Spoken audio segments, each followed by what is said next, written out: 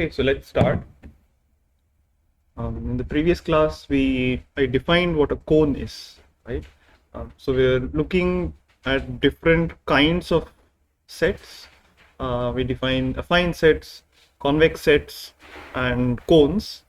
And we saw that um, cones satisfy one kind of closure under certain classes of linear combinations. Right? We've seen three classes of linear combinations: affine combinations, wherein the sum of the coefficients should be equal to 1; convex combinations, where the sum of the coefficients should be equal to 1 and each coefficient should be non-negative; and the third, a conic combination, where all of the coefficients should just be non-negative, nothing else. Right? Um, so in general, a cone need not be convex, as we saw a couple of examples, but we are most interested in convex cones. Correct? And we saw a bunch of different examples. So one classical example that we'll reuse frequently is the non-negative quadrant, right, or the non-negative octet. So it is the set of all xn such that all of the entries are greater than or equal to 0. So in R2, that would just correspond to the first quadrant. But for example, in R3, that would correspond to the non-negative octet. And we also define the conic hull as the smallest convex cone containing a given set. So let's see a couple of examples. Suppose I have you are given a vector subspace. Is this convex? Any vector subspace? Yes? How many say yes? Okay, how many say no?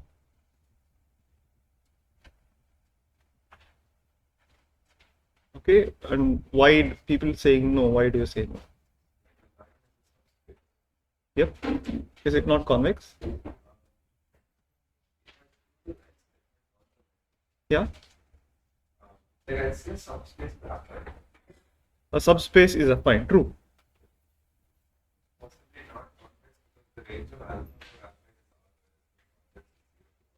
Correct. So what is the problem? A set Mhm. where I need an affine property but not a convex. Okay, so let's address that question. Can you have an affine set which is not convex?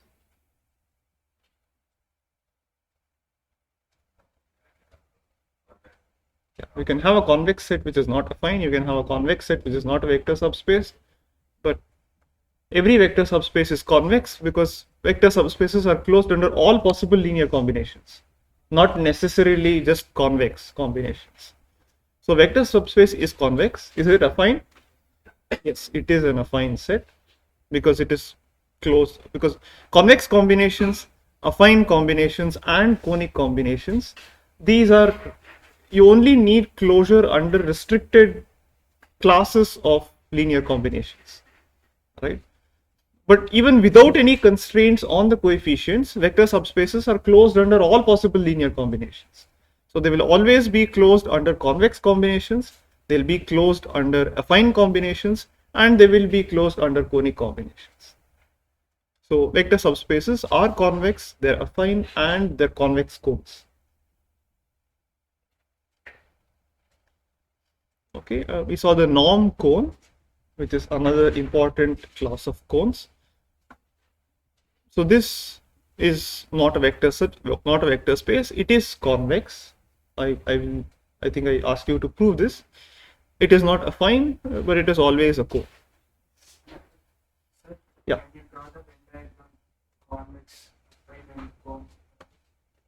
Okay. Let us do that. So in general, let us say I have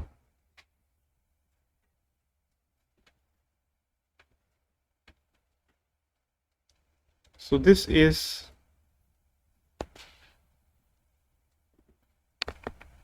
set of all subspaces, right? Or maybe I should not. So this is set of all sets, right? All possible subspaces of your all possible subsets of your given vector space, right? So under no matter what we say, at the back of our mind, we should always have some metric space, some vector space, right? For example, it could be Rn, or it could be the set of all symmetric matrices, or something else. Okay? We are only looking at subsets of this particular space. Now, in this, we have the set of all convex, let's call this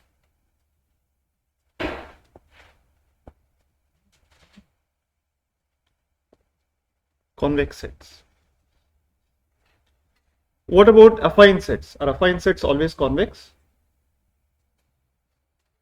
Yes. So the class of all possible affine sets should be a subset of the set of all convex sets.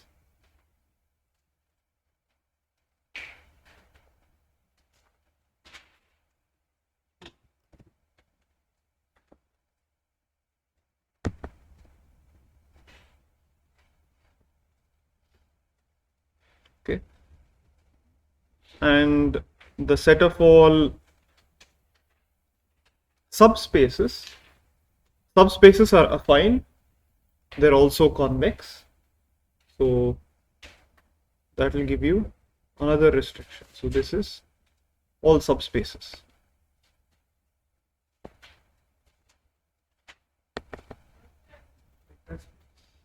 Yeah, all subspaces, right? All vector subspaces.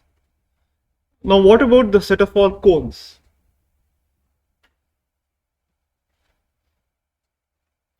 Can you have a cone that is not convex? Yes, we saw a couple of examples. Can you have a cone that is not affine?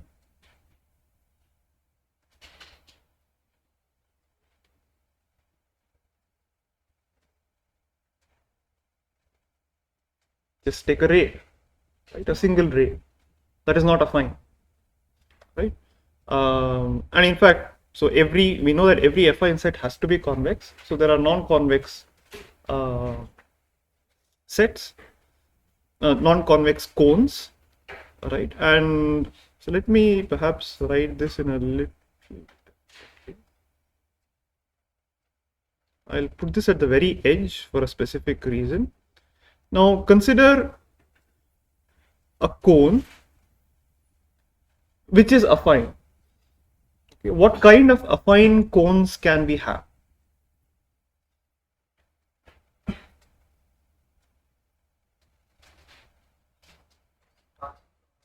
Yeah, correct. Which means it should be a vector subspace.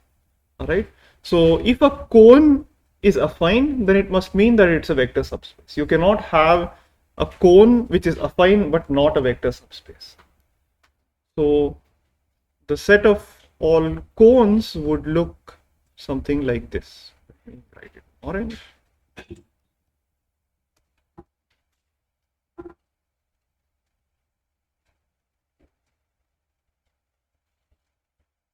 Is every subspace a cone? It is. So this is what all cones looks like. Can you have a convex cone which is not a subspace?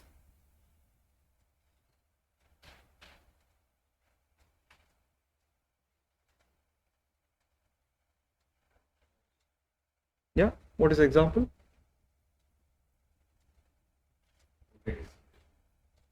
Right. So even just a single ray is also convex, right? So you can have a cone which is not convex. You can have a cone which is convex but not affine. And if a cone is affine, then it must be a subspace. Right. So this would be the set of all possible cones this would be set of all possible subspaces, and the yellow region is the set of all convex sets. Okay, so this is the general picture that describes the class of different classes of sets, right? So think about, I mean, later on, go home, think about each of examples for each of these cases, right? One that is affine but not a subspace, convex but not affine, convex but not a cone, and not affine. For each of these regions, you can come up with examples.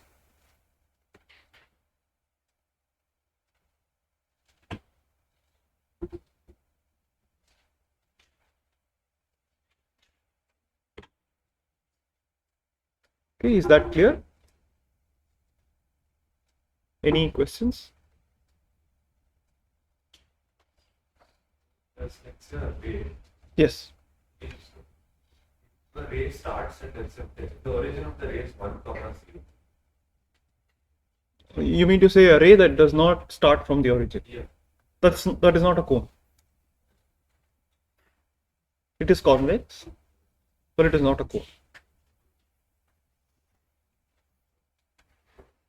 So translates of cones are not cones.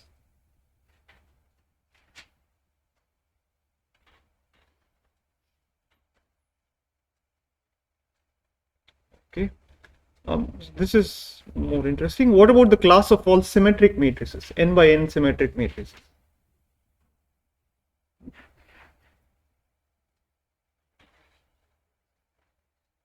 Is it a vector space?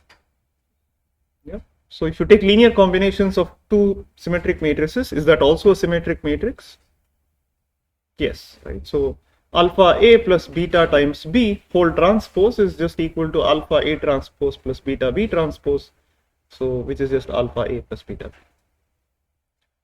So is it convex? Yes, because it's a vector space. Is it affine? Yes, because it's a vector space. And a cone? Yes, a vector space. What is a dimension?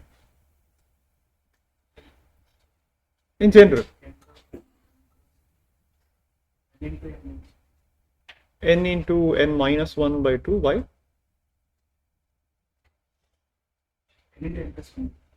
So it is a vector space of dimension equal to 1 plus 2 plus 3 so on up to n. And why is that true? Effectively, your free variables are everything including and above the diagonal, correct? So you can construct a basis purely based on that. I think this was an example that we discussed sometime earlier in the course. So in every row, or if you look at column wise, the first column has one free variable, the second column has two free variables. Everything below the diagonal has to essentially be a copy of everything above the diagonal. So the total number of basis vectors in that sense would be 1 plus 2 plus 3 plus 4 plus 5 and so on up to n. Right? So the dimension is just n into n plus 1 by 2. What will be more in the set of all symmetric matrices is fine, it's interesting, but for us what will be more relevant is the set of all positive semi-definite matrices. Now is this a vector space? No. Why?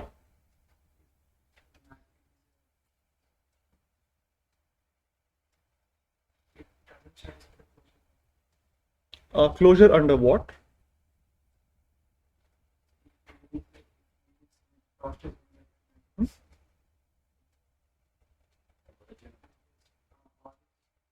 Well, I could consider the zero matrix, that is positive semi-definite.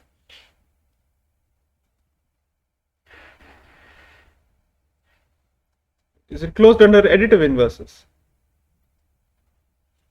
If A is a positive semi-definite matrix, what about minus A? It is not going to be a positive semi-definite, right? In particular, yeah. So in general, it will not be a positive semi-definite matrix unless A equal to 0. So it is not a vector space. Is it convex?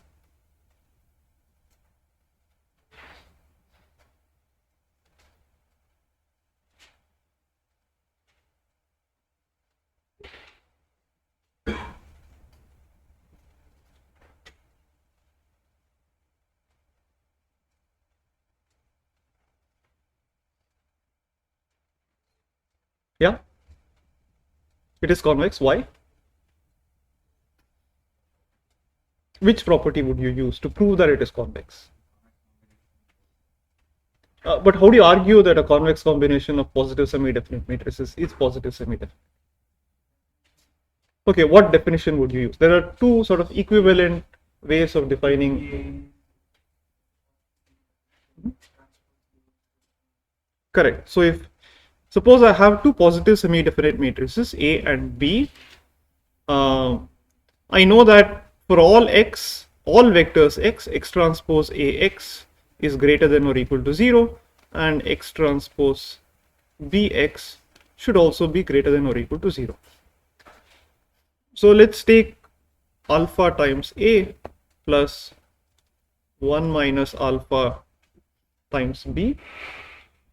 I have x transpose alpha A plus 1 minus alpha B times x. Let us look at this particular quantity. This is just alpha times x transpose Ax plus 1 minus alpha times x transpose Bx. What can I say about this? This is greater than or equal to 0. This is always greater than or equal to 0 for every vector x. So this overall quantity is definitely going to be greater than or equal to 0. Right? So if A and B are positive semi-definite, then alpha A plus 1 minus alpha B is going to be positive semi-definite if alpha is greater than 0, greater than or equal to 0. Right? But is that restriction required?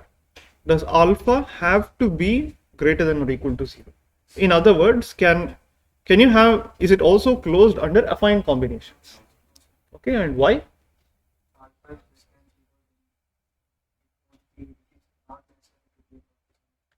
Okay, can you give an example of a case, like can you give two matrices A and B, positive, both positive semi-definite, but their affine combination is not positive semi-definite? Okay, so B is 0 and A is identity. Take any alpha negative, right? So for example, if I take minus 1 times say the identity matrix plus 2 times the 0 matrix, this is an affine combination of the identity matrix and the 0 matrix, but this gives me minus I, which is not positive semi-definite.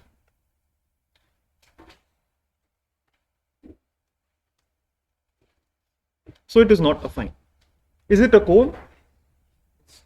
It is a cone. In fact, it's also convex. It is closed under any conic combination. In this case, instead of taking alpha A plus 1 minus alpha B, I could have taken alpha A plus beta B for any alpha beta being greater than or equal to 0. The resulting, so x transpose alpha A plus beta times B times x, this will always be greater than or equal to 0 as long as alpha and beta are greater than or equal to 0. Okay, so it is in fact a cone. It's a convex cone. And this is one class of cones that does not really fit our sort of geometric picture. We can't really draw a geometric picture for this particular type of cone, right? Because it is in the subspace of all symmetric matrices, right? So the underlying vector space, when I say the set of all positive semi-definite matrices, the underlying vector space is the set of all symmetric matrices, okay, where the geometry is different from Rn. right? But nevertheless, whatever theory that we develop for general cones will also hold true for the class of all positive semi-definite matrices. Okay, so anyway, I'll leave this as a homework. So try to think of examples of cones which are polyhedral, uh, cones which are non-polyhedral. You've seen these examples before, but just try to put them together. And cones that are non-convex. We've already seen examples of this. Okay. Now there are different ways of looking at convex sets. All right, and we'll see that in a little bit. So suppose I'm given a bunch of convex sets. In what ways can I sort of combine them to form new convex sets? For example, suppose I'm given an arbitrary class of, suppose I'm given two convex sets, A1 and A2 convex. What can I say about A1 intersection A2? This is also going to be convex. Why is that true? Correct. So take any 2 points which lie in both A1 and A2. Since both of them are convex, the line joining them should also be in A1 as well as A2. So it should lie in A1 intersection A2. So A1 intersection A2 is also convex.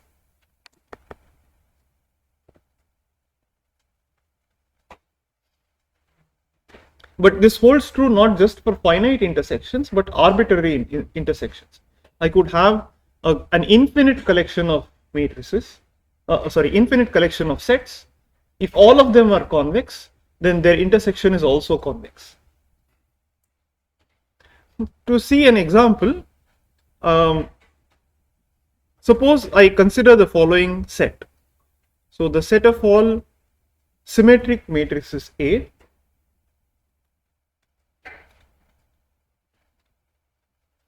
such that X transpose AX is greater than or equal to 0. So this is parameterized by some vector x. So for a given vector x, I will define, let's say, A sub x to be equal to this. Okay. What kind of a set is this?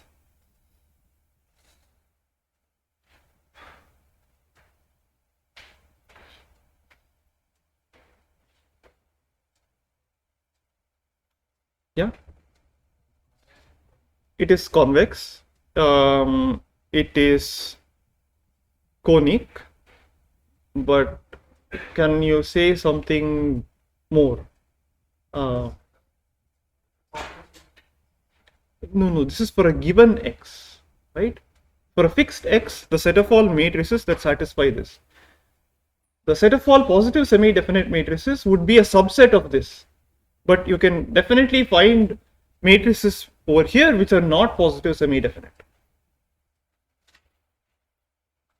Okay, so this in fact has a particularly nice structure. I want you to think about it.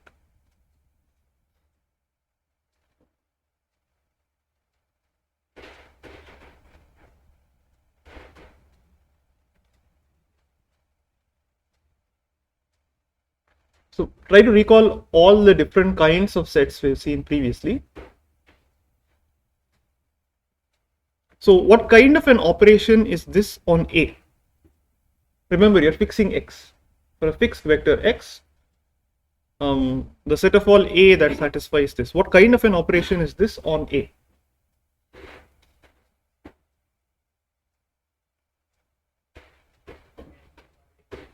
Yeah? It is? It's quadratic in x. But remember, we fixed x. We're viewing it as being parameterized by A, right? So A is the variable over here.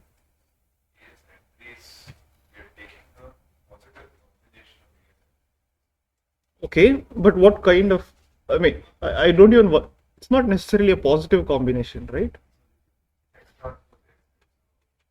Correct. Whatever the entries Yes. I'll end up writing them as say x1s. Not necessarily. But something more simpler. Is it a linear transformation? So is X transpose AX? Is it a linear transformation of A? Yeah? You agree that this is a linear transformation of A? And this gives me a number, right? So some linear transformation on A that gives me a number, so let's say equal to 0. What kind of a set does that correspond to? So more importantly, let's look at set of all X transpose AX equal to 0.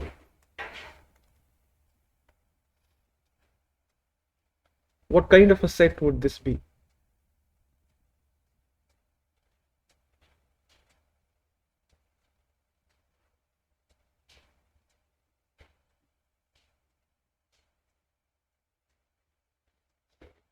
Remember, this is, you can think of this as some linear operator operated on A, correct? So if A were a vector, what kind of a linear operator would this be? What would this look like?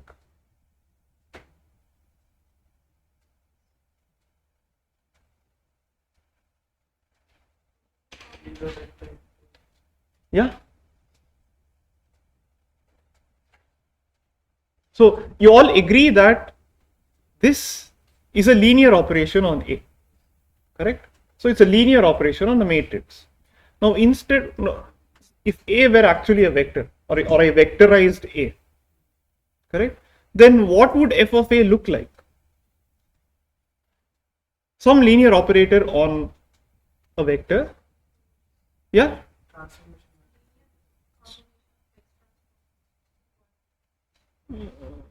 It's not quadratic, right? Because we're looking at it as something operated on A, not on X. X is fixed, right? Or if it makes you uncomfortable, let me sort of rewrite this, because X is generally the variable that we've been considering.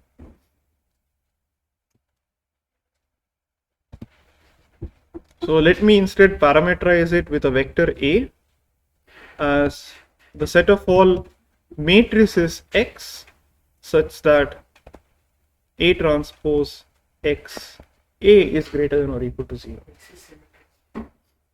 X is symmetric, yes.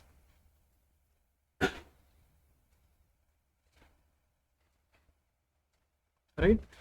But no matter what happens, this is some f of A greater than or equal to 0, where this is a linear operator.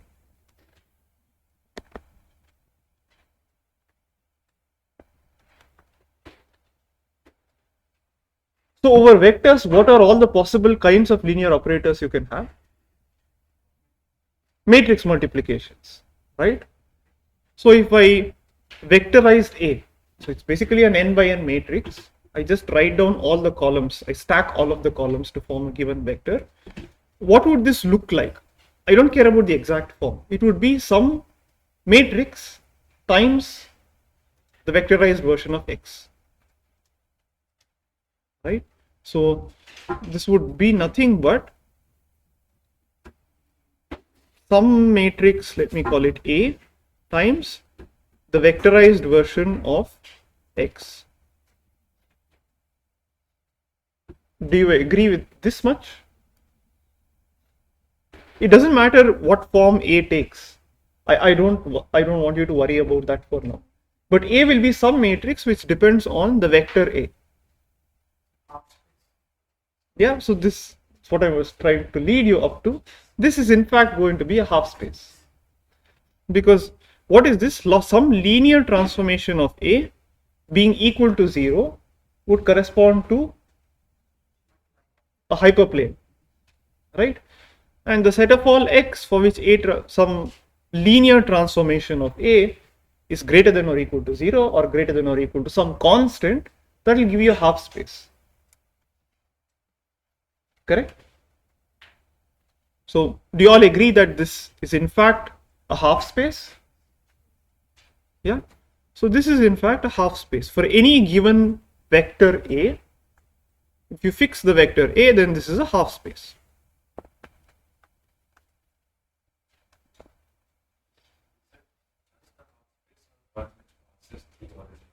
It passes through the origin, yes. Because the zero matrix is always going to be included in this half space. Okay, so it's a half space passing through the origin. Separating Which one? the one that makes that half Yes. that passes Correct, that passes through the origin. True. is greater than If it is strictly greater than 0, then we're not including the 0 vector. Which one?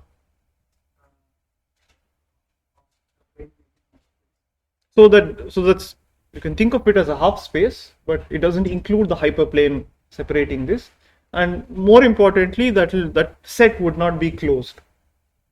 Right? This half space is always closed. Okay, so this is for a given vector A, this is a half space. Okay. Now, can you express the set of all positive semi-definite matrices in terms of these half spaces?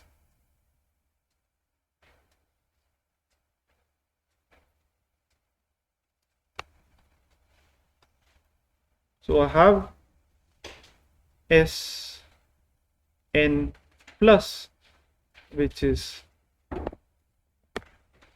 set of all n by n symmetric positive semi-definite matrices.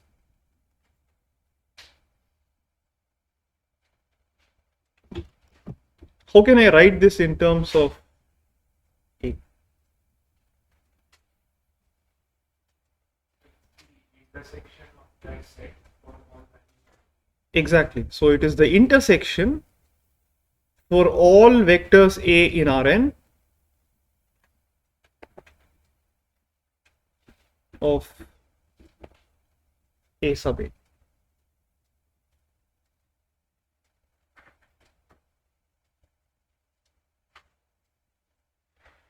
Correct?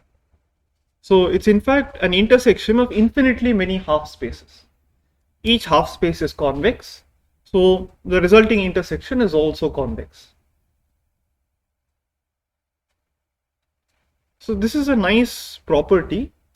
In fact, we'll see later on that it's not just this.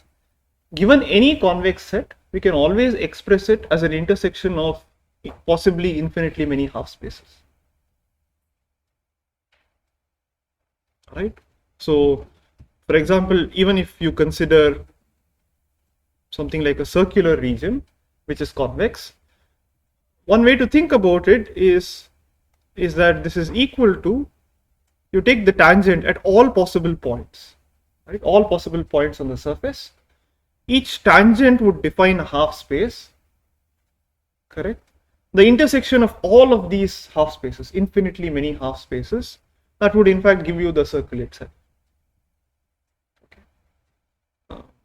So that's one way of describing any convex set.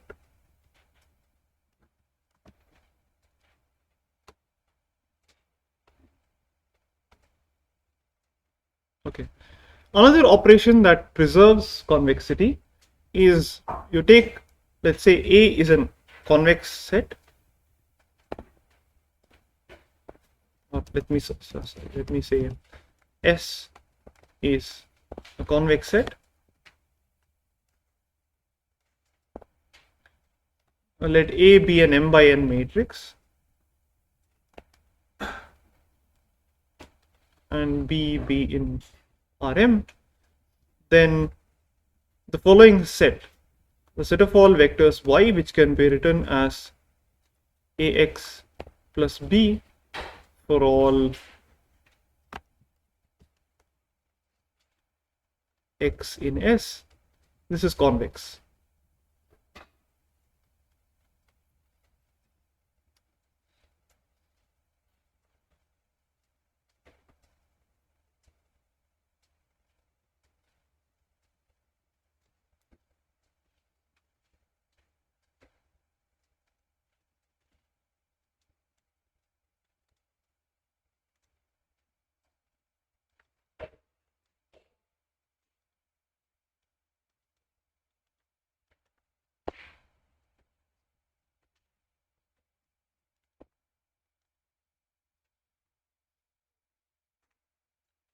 Right, so this is a convex set. And how would we prove this? You take any y1, y2 in this particular set. If y1 and y2 belong to this set, then I can write y1 as some a times x1 plus b for some x1 in S,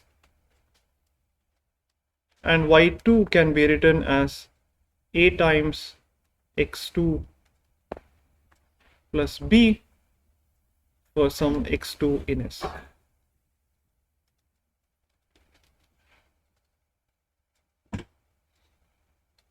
Let's take a convex combination of y1 and y2. Alpha y1 plus 1 minus alpha y2. This is just alpha ax1 plus alpha b plus 1 minus alpha ax2 plus 1 minus alpha times b, which is just a times alpha x1 plus 1 minus alpha x2 plus b. But what can I say about alpha x1 plus 1 minus alpha x2? It belongs to S, so this is some x that belongs to S. So this is ax plus b for some x in S. So this should belong to f of S, the image. Similarly, you can also prove that the inverse image is also a convex set. So what do I mean by that? So f inverse of S, which is the set of all vectors y such that you can write x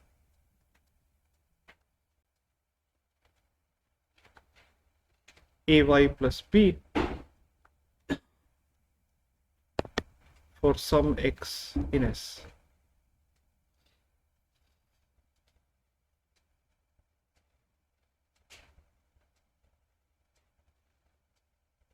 So this is also convex.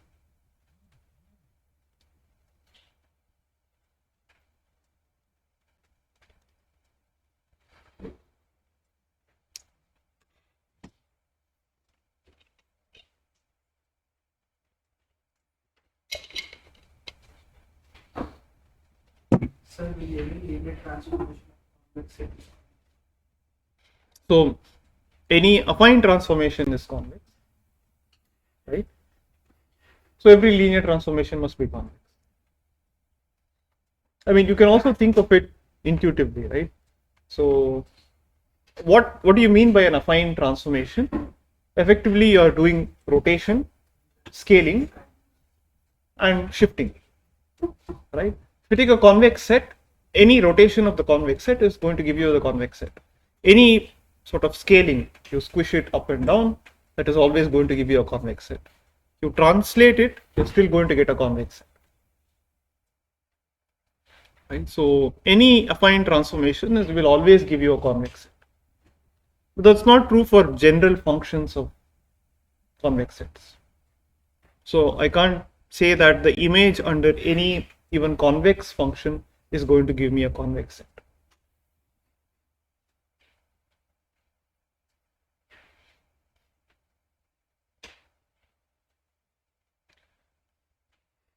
Right? So now that we've defined what cones are, let's see a class of optimization problems and an application where such an optimization problem would arise. Okay, so this is what is called a, yes. What do we mean by affine transformation? Is there any specific types of operation called affine transformation? These are affine transformations. Yeah. Huh. So linear transformation is just matrix multiplication for vectors, right? So matrix multiplication plus shifting, that would give you an affine transformation.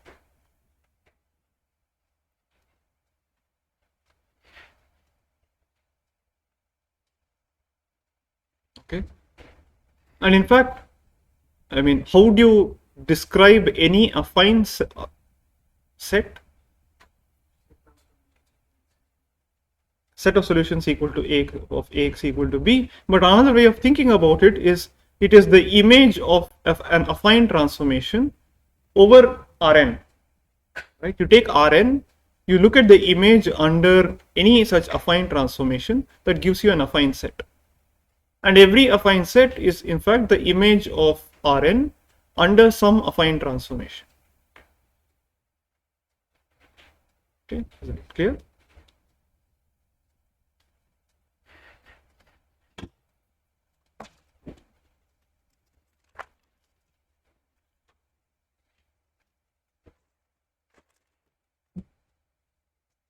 Okay.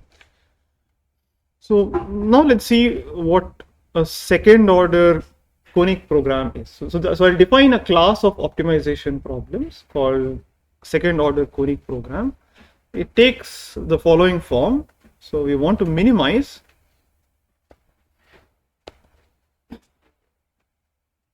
some C transpose X subject to the following constraints. Let's say F times X for some matrix F equal to some vector G, and the 2 norm of AX or AIX plus BI should be less than or equal to CI transpose X plus DI for I equal to 1, 2, 3 up to some M.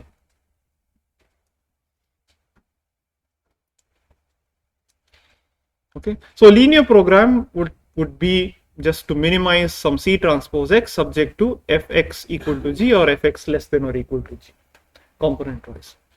But this has some additional non-linear constraints. This is one of the simplest non-linear set of constraints that you can think of.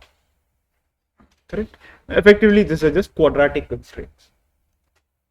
But why do I call this a second order conic program? Let us look at this set of all constraints. Let's look at just one of these constraints, in fact. We're looking at norm. So we want to understand what structure does the set of all X satisfying Ax plus B less than or equal to C transpose X plus D. What does this look like? Okay, my claim is that this is effectively just a cone that could be a translate. Okay, it could be a translated version of a cone. And in fact, it's obtained from the so-called second order cone.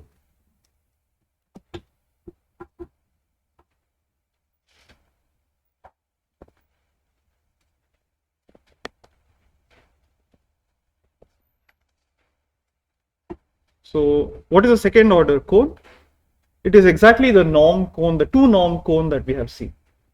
So it is a set of all X comma T in, let's say, Rn plus 1. So X lies in Rn, T lies in R, such that T is greater than or equal to 0 and the 2 norm of X is less than or equal to T.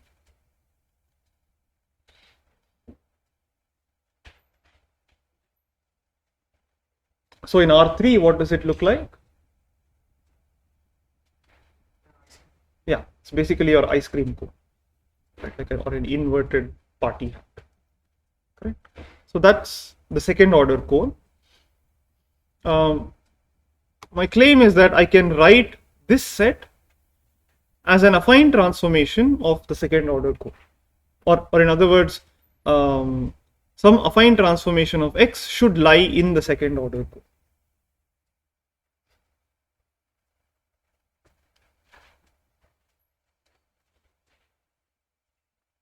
So let me look at y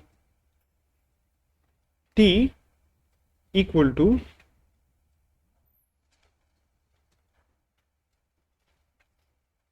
ax plus b c transpose x plus d. Okay, or in other words, this is equal to a c transpose times x plus b d.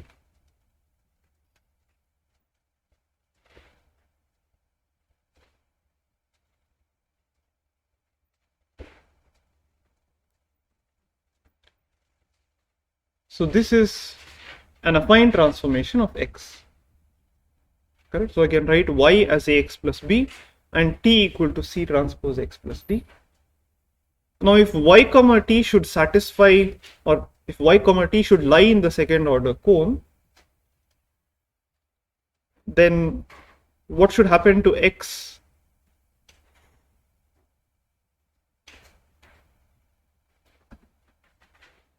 So let us look at the set of all x in Rn such that this transformation, this affine transformation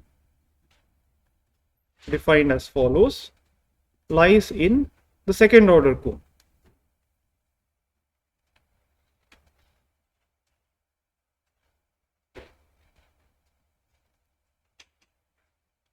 This is equal to the set of all x in Rn such that what happens? Norm of y is less than or equal to t, correct? But what is y equal to? Ax plus b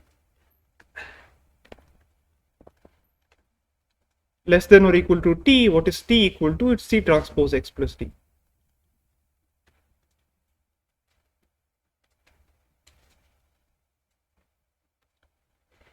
So this particular constraint is the same as saying that some affine transformation of x should lie in the second order cone.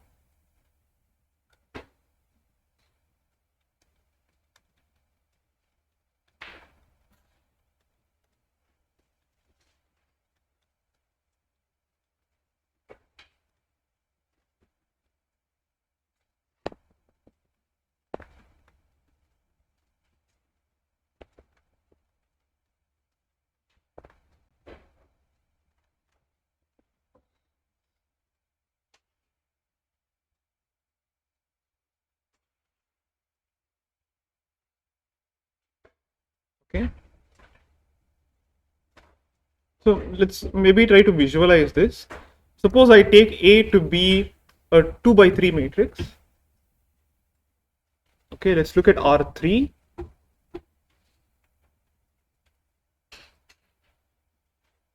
In R3, so the set of all x such that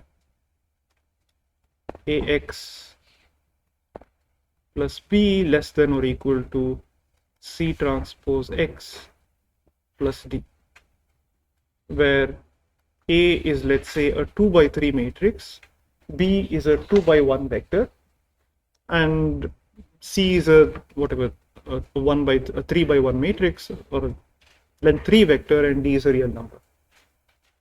Okay. Let's in fact take some examples. Can you give me an example of a 2 by 3 matrix? So in this case, what is our What is? The f is always going to be the same function over here, right? It is going to be f of x equal to this.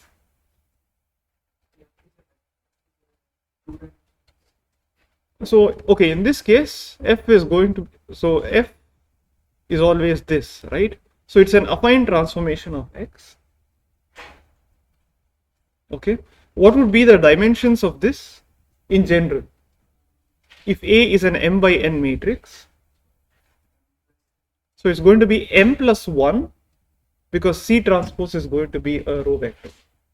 So it is going to be an m plus 1 by n matrix. So this affine transformation is from Rn to Rm plus 1.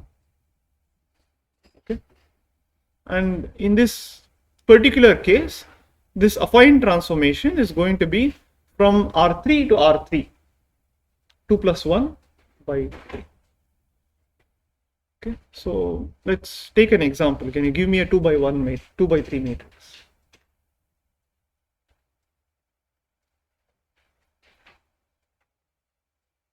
Any matrix, say 1, 2, 3. Okay. Yeah. Okay. 6, 5, and 4. Can you give me a vector C?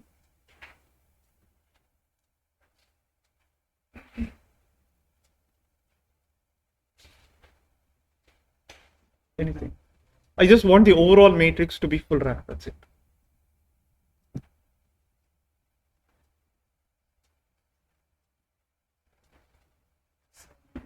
Yeah. 7? Okay, let's see how this works, whether I can visualize this properly. And I need B, take something, let's say 1, 2, this is my B. So this is A, this is my C transpose, this is B, and let's say D is 3. Okay, so let me try to picture this. Now, suppose that A were equal to, suppose A C transpose would just be equal to the identity matrix, and C and B and D are equal to 0. What would I get?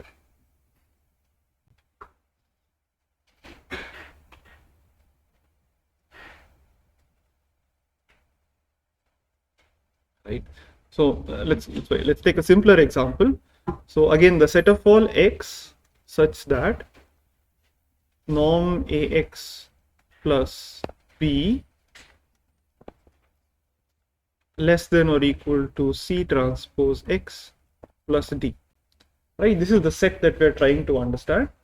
And let me say that A is the following matrix: 1 0 0 0 1 0, and C is, or C transpose is 0 0 1, and B equal to the 0 vector, D equal to the 0 vector. Then what does this reduce to? This is the set of all x1, x2, x3 satisfying, right? So the 2 norm of x1, x2 less than or equal to x3. Correct? You agree with this? I have just substituted for A and C. Correct? But what is this? This is in fact just the second order code in R3. Okay. So let's just sort of see what this looks like.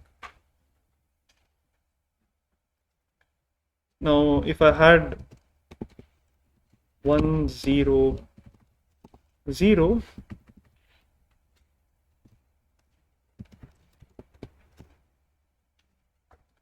so this AC over here is the augmented A and C matrix.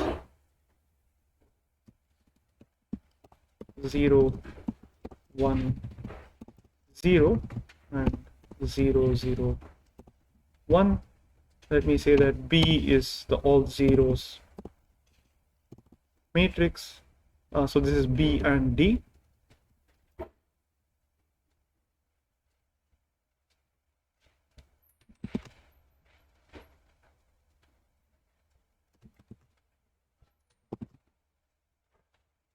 Okay, so this just gives me the second order. So of course, it's actually the entire region inside this, but I'm just plotting the surface. Okay, so this is what it would look like. Now, instead, suppose my constraints were a little bit different. My A and B and C and D are something different. Let's see what that would look like. So what did you say? So 1, 2, 3, 6, 5, 4, and 7, 8, 9, right? Say B.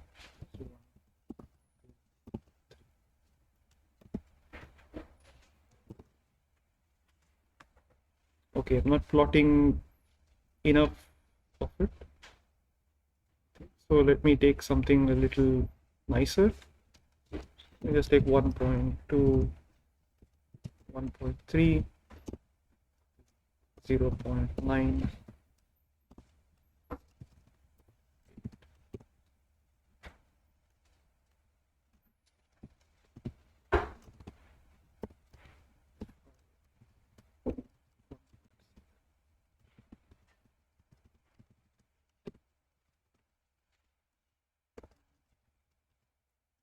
This being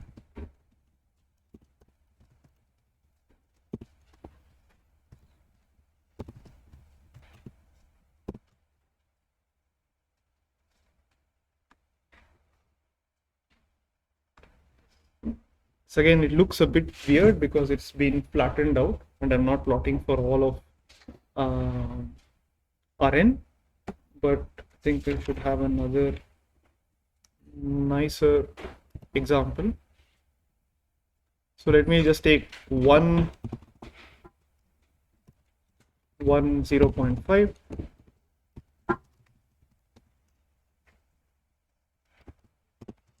1, -1,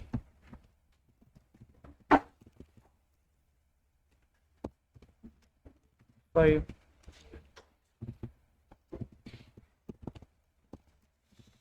1, 0. So this is what that would look like.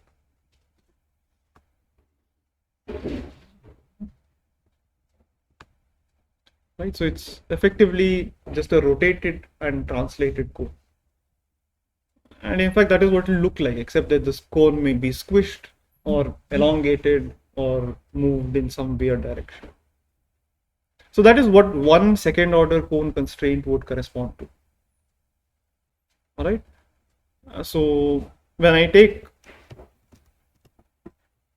a bunch of such constraints and take the intersection of all of them, I get a second order conic program. Okay. So this is one class of programs, and you can see that each of these are convex cones, right? And so it's the intersection of shifts and rotations of convex cones, which each of which are also convex.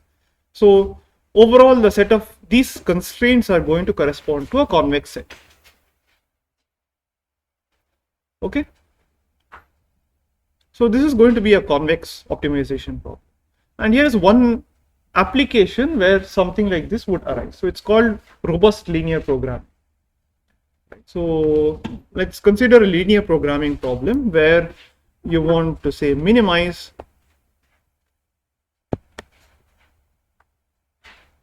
some C transpose X subject to some set of constraints. AX is, let me write it in this way, AI transpose X is less than or equal to BI. where I equal to 1, 2, 3 up to m.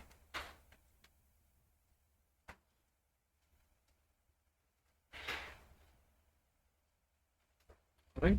One example of a linear programming problem is something like portfolio optimization. Suppose you have a certain amount of money and you want to invest this in a bunch of, let's say, shares, okay, or stocks, okay, and you want to know what is the best way to invest this.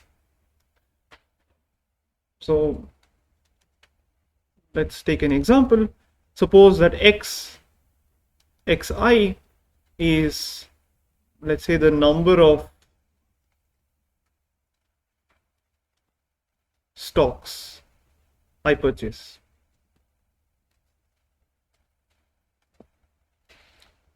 For, say, company I. All right. Here I'm treating xi as a real number. So let's assume that I'm allowed to buy fractional stocks, and I have a total budget constraint, right? So I would want, let's say that AI is the price of each stock. Like if I buy one stock, then the price is AI. So A1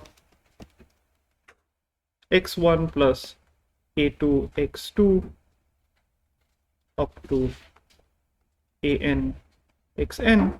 This is the total amount of money I would spend, right?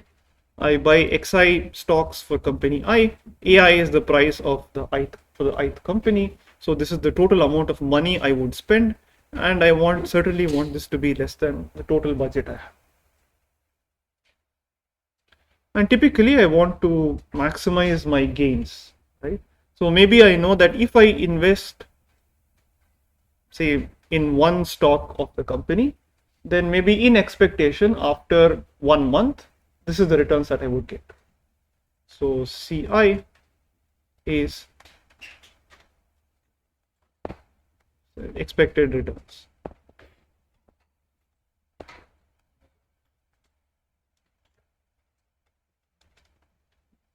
So obviously I would want to maximize C transpose X. That would be the total expected returns I would get, subject to A transpose X less than or equal to B. Okay, so that would be a standard linear program. But now suppose that, well, I want to buy a certain number of stocks, but when I say that I want to buy these many, it's possible that the price may change. Okay, I want to ensure that at the time I buy, even if the price changes a little bit, I still want to get a good expected return. Okay, so how do you model that? One way of modeling is that, look, this constraint would correspond to how much I am actually spending in order to buy these many stocks, correct? But at the time of purchase, each of these AIs may vary a little bit. Okay, so what I know now is the value of A1, A2, and AN that I know now could be different from what it is at the time of buying. It could vary a little bit. So I want to ensure that even if even if there is a little bit of variation, I still have taken into account all of that. I still get good returns. So this is modeled in the following way. So you want to, so let's say, maximize C transpose X, but now this is subject to A plus some error transpose X less than or equal to B. Okay, there could be some error, there could be some fluctuation, and I want to ensure that no matter how this fluctuates, I still get to maximize the expected returns. So there are different ways of modeling this, but let's say I model it in the following way. The 2 norm of E should be less than or equal to 1.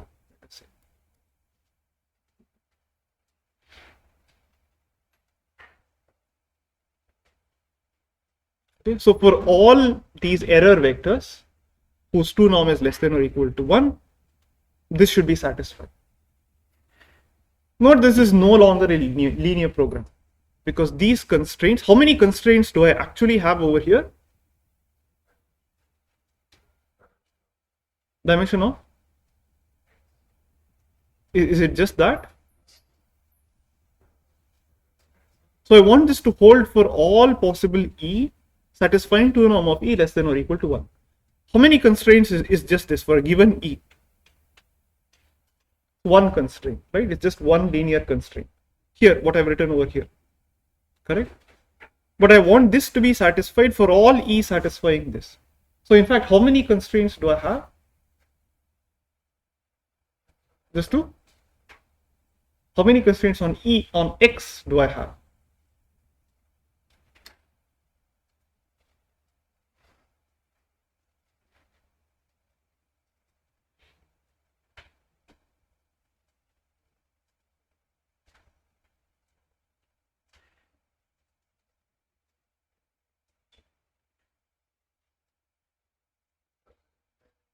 Yeah, you have infinitely many constraints, right? Because for each E you have one constraint, and there are infinitely many E's which satisfy this, right? So you want to ensure that no matter how much how it varies, of course the variation should be bounded, but for every single bounded variation I want to be able to maximize this.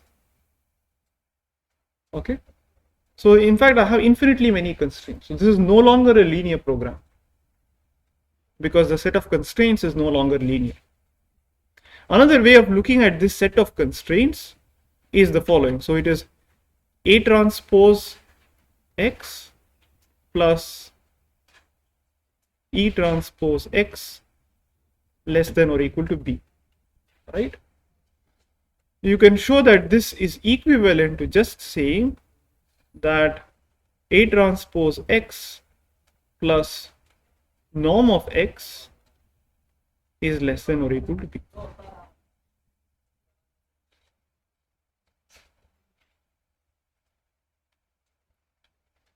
Because E can be anything having norm less than or equal to 1. What can you say about E transpose X? So E transpose X would essentially have the norm of X.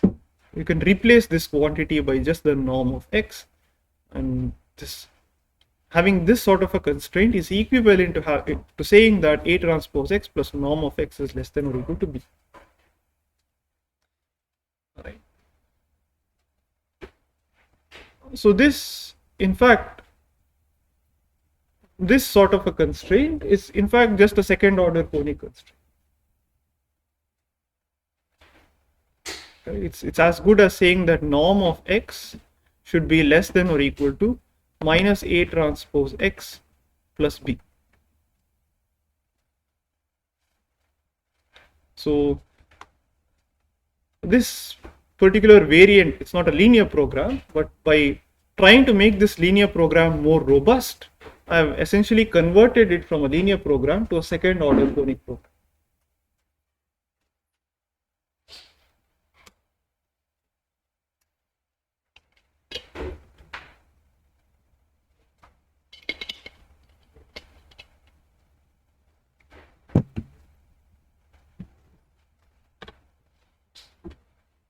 Any questions?